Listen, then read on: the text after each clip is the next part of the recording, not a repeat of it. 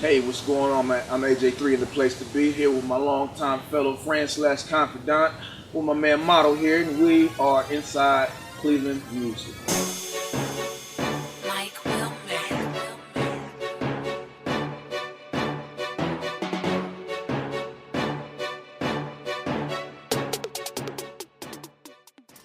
So I'm over here sitting up with a premier Cleveland artist right now.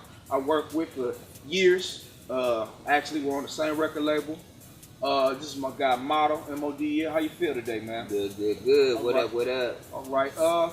We're gonna get into it now. First, what inspired you to have the name Motto? I mean, what made you really want to go with that name, that mantra, so to speak? Ooh, I probably say it came about just collecting hats or whatever, you know what I'm saying, which we call the pro model, Yeah, right, yeah, you know what I'm saying? So I went by it with that name. A lot of people think I go by it by the looks and all of that, you know what I'm saying, and I ain't, I ain't doing that. I mean, I Right. knew because see, back when we were doing music, people always had the misconception because they identify with model, like, oh, these niggas trying to be models. We were Right, far right. from that, Right, So exactly. I understand where you were coming from on that, but just to clarify with our Right. viewers or whatever, Right. that's cool. All right, my next question is, who do you feel like you sound like, or if you could describe yourself how you would sound? I mean, what do you feel like your style has to offer, or who do you sound like? Mm. Close. Who do people normally say, or what do they say it sounds like? What do you consider your genre of music? Right, that's a good question, man. I think a lot of people would say you can kind of put me in the category of like a Ti or sometimes Young Yeah. Jeezy or something like that, just for the style range of the music, you know what I mean? Right. Along that lines, maybe even go back to like a Chameleon era. You know what I'm that saying? was- Somewhat yeah. or whatever, by the melodic tone that I go Yeah. by sometimes Okay. and stuff like that. So I would say that'd be like around, the people that I sound like. Cool. All right, my next question is, as far as career, like well, I know personally, we already know we all have ups and downs. What would you say in your career is one of your worst moments or your worst career moments? We should say. Ugh. Man, I would say probably. That's a hard one. I don't know. The worst probably or whatever situation I probably had was coming to a show to throw. Yeah. You know what I mean? Partying way too much, get too drunk, and you on stage forgetting the lyrics. I probably say that was like the worst, problem that I had before. You know what I'm saying? And then from there, I changed it all up. But that was, coming up on the music, not really, Right. being professional about it and stuff like that. So now it's a different thing. you know? Understandable. It's all about professionalism, man. I do understand. As you live and you learn.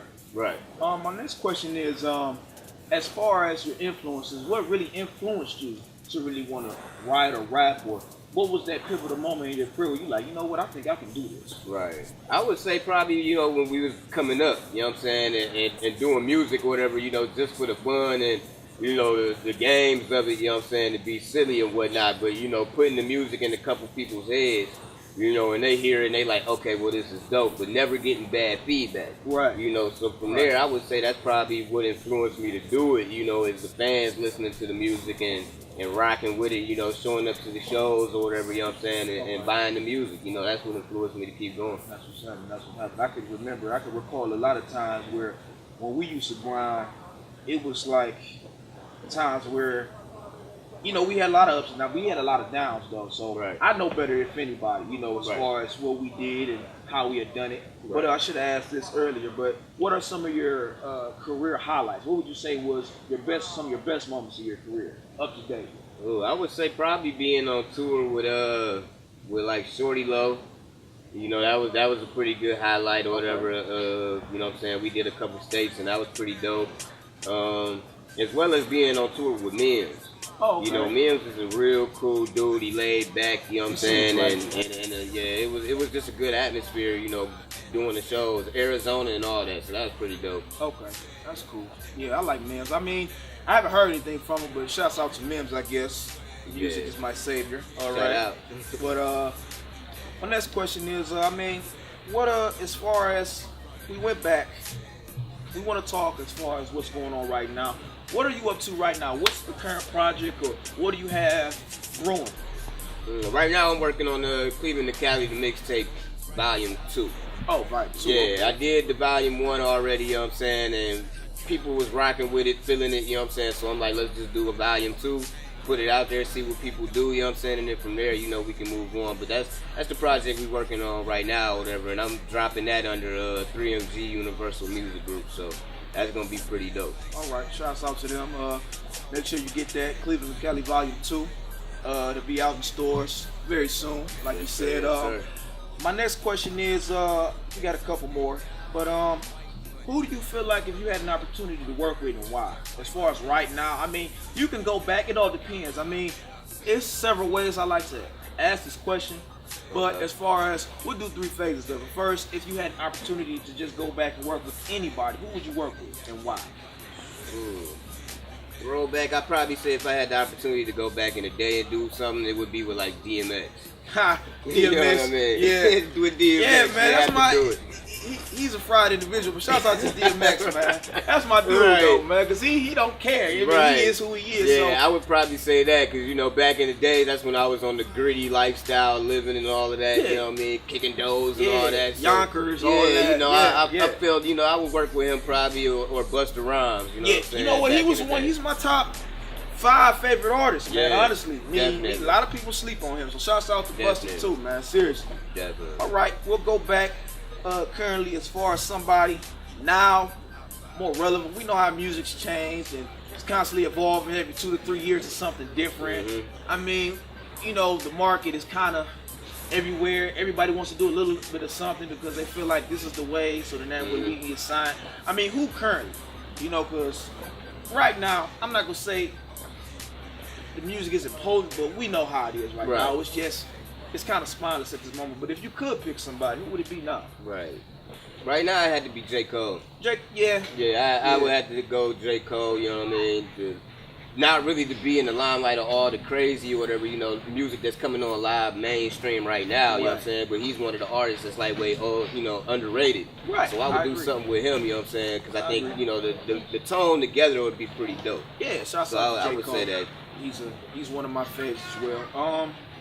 Now we'll go as far as future. If you were say you're in the game, well you're in the game now, but I'm saying say you got the big deal, multi-million-dollar deal, whatever, Right. and you know you really have your pick of the litter.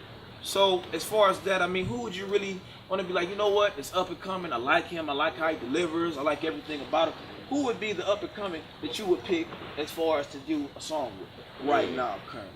If you had an opportunity, if you when you get to that Right. stage. That's a hard one. I don't know. I would having that big check. I'd have to do the track probably with Jeezy or T.I.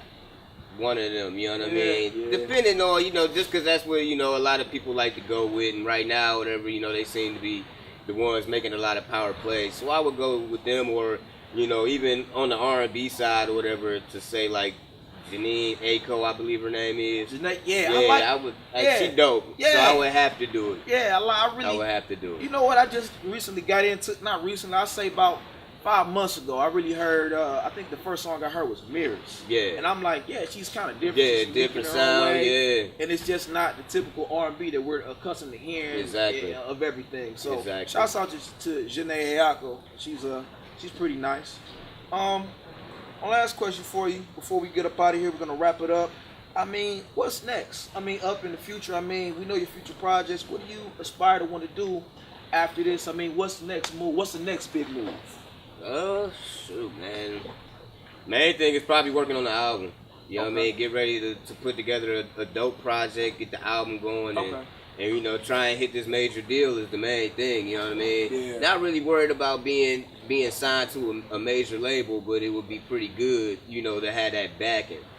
But, you know, mainly or whatever, just working, you know, get together for the album and get a tour going or whatever overseas. Yeah, building. Got to get overseas. Yeah. So that's probably, you know, what I'm looking to do in the future. Yeah. That's the goal.